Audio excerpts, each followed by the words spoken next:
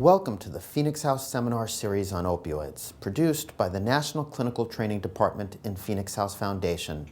My name is Andrew Klodny, and I'm the Chief Medical Officer for the Phoenix House Foundation. Today, our seminar topic is on opioids. Every now and then, we will pause this video, and your group facilitator will process some of the information we discuss with you. We would love to hear your thoughts on today's topic, so we want to encourage you to participate. Today, we will briefly discuss what opioids are, what they do, what opioid addiction is, and how it can occur, and lastly, some of the medical consequences involved with using opioids. For now, let's begin with some basic background information, and soon we'll set aside some time for you to discuss your thoughts with the group.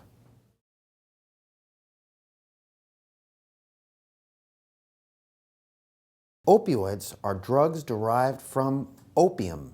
They come from the opium poppy, and they include medications you may have heard of like Vicodin or OxyContin. They also include heroin.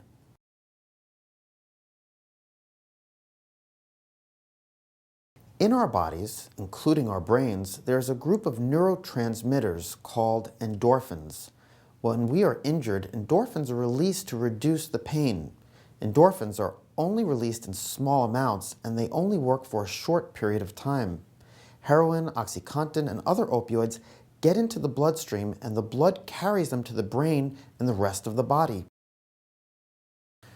Opioids have their effect in the brain, and the opioid can make its way to the brain in different ways. Someone can swallow an opioid, it's digested and travels to the brain through the bloodstream in that way, or an opioid can make its way to the brain even faster if someone smokes the opioid, snorts the opioid, or injects it directly into their vein. Opioids are highly addictive for two reasons.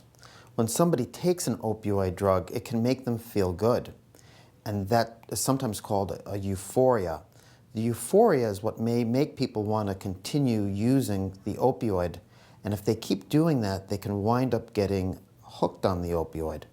But there's another reason that opioids are so addictive, which is that when someone gets used to taking an opioid on a regular basis, without the opioid, they can feel very sick. We call this withdrawal symptoms, and the withdrawal symptoms can be severe. They can feel like a flu-like illness. You can also have severe anxiety when you're experiencing opioid withdrawal. The anxiety can be so severe it might feel like a panic attack. Because endorphins manipulate our bodily processes, we need to be aware of what they do. Endorphins work in parts of the body, including the brain, that have to do with pain perception, reducing stress, feeling pleasure, and breathing. Since opioids are stronger and work longer than endorphins, they work well to provide pain relief. They are also really good at making us feel euphoric and relaxed. This is the main reason people use opioids to get high. The problem is that it's also really easy to get addicted to opioids. Opioids produce a high tolerance. After using them for a while, it takes a lot more to get the same effects. This means that users keep taking larger and larger amounts to get high. Over time, people use more and more, and it's hard to quit once that happens. Tolerance isn't exactly the same thing as addiction, but it is one common feature of opioid addiction. And once somebody is addicted, they probably don't get very high after a while because of their tolerance. And then they keep using just to try to feel normal and to avoid withdrawal. Opioids are dangerous, especially because it's very easy to overdose on them. And it's especially easy to overdose after periods of abstinence and detox. These periods of abstinence reformat your brain such that the high tolerance that was built up from regular use is lost and you're back at the initial level. It's important to remember that using the same amount of the drug you used before abstaining from opioids may result in an overdose and can lead to death.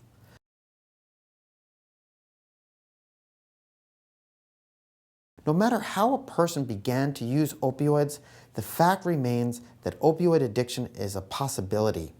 People who take opioids regularly, even if prescribed by a doctor, are at risk of becoming addicted. Many people with opioid addiction use every day and often several times a day. Once a person is addicted to opioids, whether it's painkillers or heroin, it's really hard to quit. Let's watch these personal stories about how normal people like you and me have gotten addicted to painkillers. The statistics from the CDC are cause for real concern for doctors, pharmacists, and hospitals. Between 1999 and 2010, nearly 48,000 women died of prescription painkiller overdoses, a dramatic increase of 400%.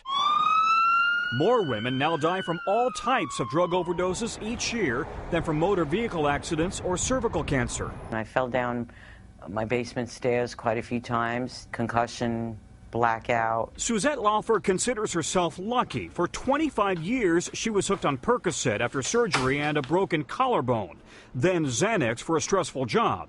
She became very adept at convincing doctors she needed more pain relief. I know what to tell a doctor to get the prescription, so I would tell them I have back pain. For years, doctors have been warning that Americans are overusing opiate painkillers like Demerol, oxycodone, hydrocodone, and Vicodin. Now, ODs are skyrocketing. Prescription opiates now kill more people than heroin and cocaine combined. They send more people to emergency departments than heroin and cocaine combined. Men are also abusing drugs more than ever, but doctors believe women are becoming bigger abusers because very often they have chronic pain. They go to many doctors in search of more prescriptions, and those prescriptions can be for higher doses of painkillers. Alyssa Diedrich was a good student and athlete when she started using prescription pain meds. Soon she was a high school dropout shooting heroin. Heroin made me not feel, and I think that that's what I was looking for the whole time. Alyssa finally got clean, even graduated from college. Now it's for myself. And with the help of the Phoenix House Recovery Center, Suzette Laufer is working to get clean. For me, it's one day at a time. As the CDC urges doctors to seriously consider a patient's dependency risk before ever prescribing powerful pain meds. Tom Costello, NBC News, Washington. That was a powerful video, and we can all empathize with the people who shared their stories. These women have to be really brave to allow someone to broadcast their stories to strangers like us. But I'm glad that they had the strength to do so we can all benefit from their experiences. Now we would like this group here today to answer some of the questions brought up in the video. Please feel free to circle up and share how you first got started using, what influenced you to continue to use, and share if you could relate to any of the stories you just heard. We want to encourage you to be brave with each other so that you can develop strong support systems that will keep us accountable in the future.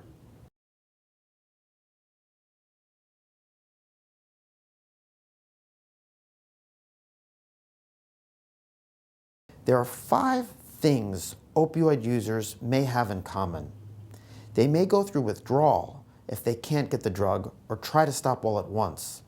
They may feel like they're going out of control. No matter how much they want to stop or cut back, they can't do it for very long on their own.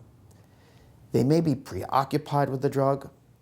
They constantly think about getting high, making or stealing enough money to buy the drug, figuring out how not to get caught, etc. They may give up things they care about, like relationships, jobs, and/or recreational activities.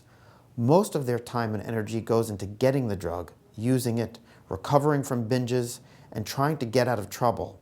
And lastly, they keep using even though they know it's causing them problems, often serious problems, like financial trouble, family trouble, work or legal issues. Let's pause here and look at the handout, Running into a Brick Wall. It will help you apply the information you're learning here to your own personal experiences.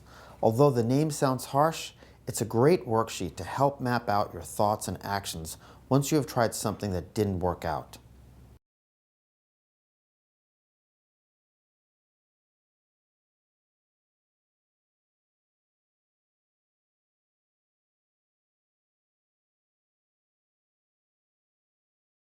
Let's talk now about the medical consequences of opioid addiction. We will go through the withdrawal symptoms, overdose, infections, viruses, and injection use. According to the National Institute of Drug Abuse, a study in November 2013 identified drug overdose as the leading cause of death in former prisoners with prescription opioids most commonly involved in these deaths. These findings highlight the vulnerability of former prisoners as they transition from prison to the community, suggesting the need for more effective overdose education, monitoring for medical problems, and drug treatment in prison and community-based mental and healthcare systems. Withdrawal from opioids isn't life-threatening, but it feels awful. Fear of the unpleasant and painful withdrawal symptoms creates severe anxiety and agitation, which is perhaps the most unpleasant of all withdrawal symptoms. Other symptoms include nausea, vomiting, muscle aches, and cramps, runny nose, teary eyes, diarrhea, sweating, goosebumps, feeling cold, feverish, and having trouble sleeping. Now let's discuss the most important part of this seminar, overdose. The effects of overdosing can be fatal, so it's important to know the facts about overdosing. Overdose happens because opioids inhibit the part of your brain that tells you to automatically breathe. Too much of the drug means this brain area doesn't work properly. Then your breathing gets slower and slower until your organs shut down. Overdose can be treated, but if it's not, it can be fatal. Roughly 40,000 people die each year from overdose in the United States. Chances of overdosing are much higher after someone has been detoxed or released from rehab or prison. Moving on to injection drug use. There are many risks involved in injecting opioids.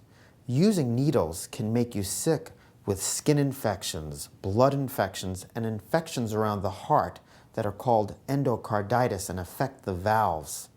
Some of these infections are very dangerous and can be fatal.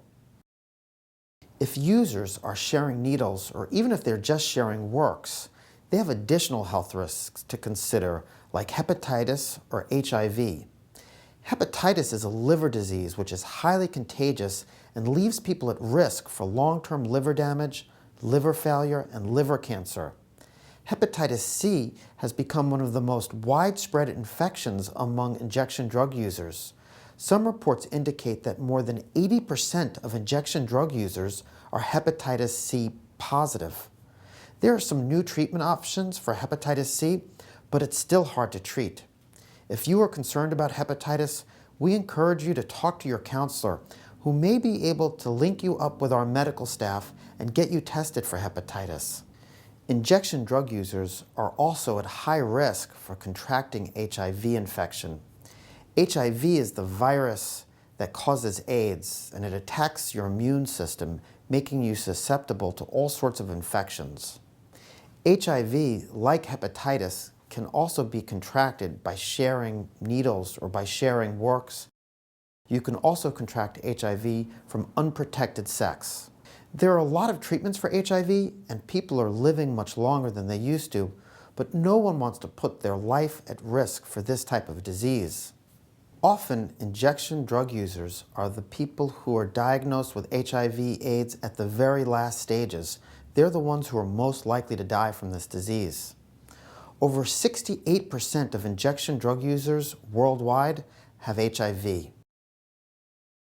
As you can tell, opioid addiction is serious, and it takes a lot to get clean and stay clean.